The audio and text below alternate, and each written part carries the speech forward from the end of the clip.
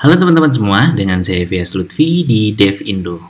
Kita lanjut untuk tutorial selanjutnya yaitu delete, dan ini mungkin bagian terakhir atau kalian bisa komentar untuk melanjutkan si tutorial ini karena ada beberapa sih di si JSON placeholder sebenarnya untuk filter atau untuk nge-patch data selanjutnya. Nah, tapi kalau kalian cukup untuk root-nya aja ya saya akhiri di sini, tapi kalau enggak ya saya lanjut nanti untuk si belajar bareng ini. Oke, di sini lanjut untuk delete. Kalau video sebelumnya kita udah belajar untuk edit, kita akan belajar untuk delete. Di samping si icon edit ini, saya akan menambahkan icon delete. Nah, untuk icon delete, saya ganti untuk iconsnya juga delete. Dan di sini saya cuma butuh parameter nanti untuk mengirimkan ID. Jadi di sini bisa saya hapus untuk navigasinya karena saya nggak perlu navigasi, dan saya hanya perlu untuk membuat data service baru untuk menghapusnya. Nah, di sini saya copy aja untuk edit postnya ini, saya ganti dengan delete post. Nah, delete post. Di sini delete post. Nah, selanjutnya si postnya ini berarti ngirimkan ID aja. Nah, berarti tidak perlu mengirimkan post model, cukup mengirimkan ID. Jadi di sini saya kasih ID aja, dan di sini saya hapus untuk mengirimkan ID saja. Nah, seperti ini. Untuk responnya, si putnya ini kita ganti dengan delete seperti ini, dan seperti yang kita lihat di dokumentasi, dia hanya perlu post delete dan tidak perlu macam-macam seperti yang body dan lain-lainnya.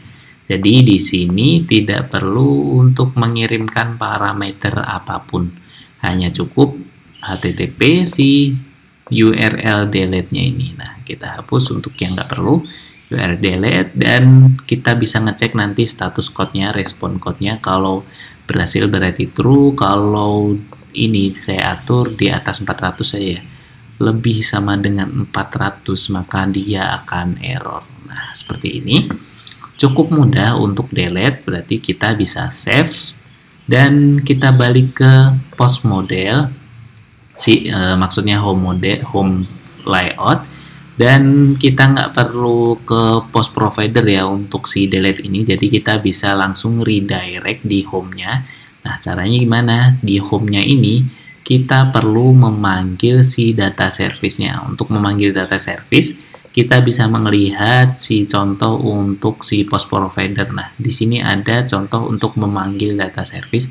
Berarti kita bisa copy aja data service ini, read data service, tapi kita hanya perlu untuk si data service aja, jadi tidak perlu read. Dan di home ini kita panggil di sini konteks. Nah, seperti ini, read, baru di sini pakai read, dan kita panggil data service.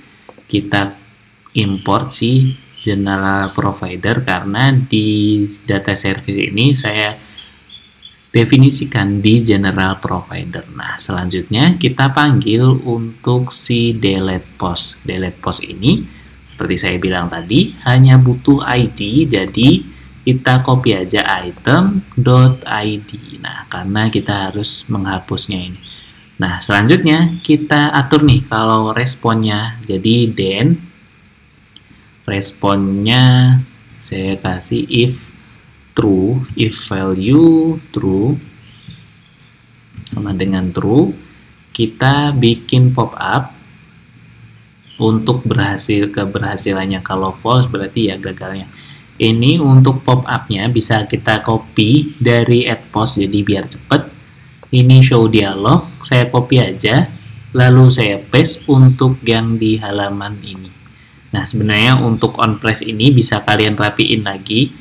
Kalian membuat file baru untuk on-press-nya ini di bawah biar lebih rapi, nggak seperti ini ke dalam banget. Biasanya kalau saya sih ngelihatnya ya sederhana ini. Kalau dia melebihi ini berarti saya harus membuat file baru biar lebih rapi. Nah, untuk manajemennya seperti itu, tapi Ya, contoh ini nggak masalah ya. Ini something wrong kalau false, dan kalau true berarti else. Saya atur untuk data Anda berhasil dihapus. Data Anda berhasil dihapus. Langsung aja kita coba save, dan di post provider kita tidak ada perubahannya, jadi tadi cuma menghapus si debuggernya, jadi nggak masalah. Kita save aja dan kita contohin untuk hapus yang pertama ini.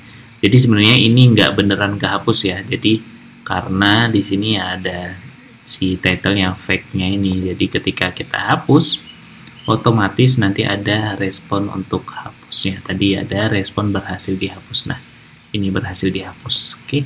Di realnya, ketika kalian berhasil dihapus ini, kalian harus merefresh si halaman ini. Jadi kita perlu untuk refresher. Nah, ini kita copy aja dan kita paste di halaman depan ini. Ketika button OK-nya di tap dan berhasil dihapus, maka dia akan otomatis nge-reload halaman ini. Jadi ini nggak beneran dihapus karena ya sekali lagi ini fake data ketika kita hapus. Nah, ini harusnya kehapus ya, tapi di sini enggak. Tapi kalian harus merefresh halaman ini ketika berhasil dihapus. Jadi ketika OK, nah dia akan nge-refresh, otomatis dia akan memunculkan data yang baru karena data yang lama ada salah satu itemnya dihapus. Oke, cukup sekian yang delete, cukup sederhana dan mudah banget. Jadi intinya kalau yang delete ini, kalau setelah berhasil di delete itu kan posisi di server berarti berubah. Nah, sedangkan di data di home-nya ini kita hanya menampilkan cache-nya. Nah, biar terbaru berarti cache-nya ini harus di refresh dengan cara context.refresh, dan ini merefer si get post-nya ini. Get post-nya ini adalah data inisial untuk home-nya ini. Oke, sebenarnya masih banyak lagi untuk si JSON placeholder. Kita bisa belajar untuk filtering atau nested listing. Nah, kalau kalian memang pengen dibikinin tutorial lanjutan untuk belajar bareng ini, silahkan komentar. Tapi kalau memang cukup untuk basic root-nya ini ya oke, cukup di sini. Bisa juga untuk si home-nya ini kita bisa redirect untuk filter. Jadi kalau kalian nggak pengen ngehit si API-nya, kalian otomatis bisa ngefilter si data yang ada di home ini dengan menggunakan river pod. Itu sangat mudah banget, jadi kalian nggak perlu request ke backend, otomatis kalian bisa ngetik sesuatu, otomatis ke filter data yang di home ini. Kalau kalian pengen juga dibikinin itu, silahkan komentar. Oke, mungkin cukup sekian tutorial kali ini. Jangan lupa untuk share ke teman-teman kalian kalau emang ini bermanfaat buat kalian. See you!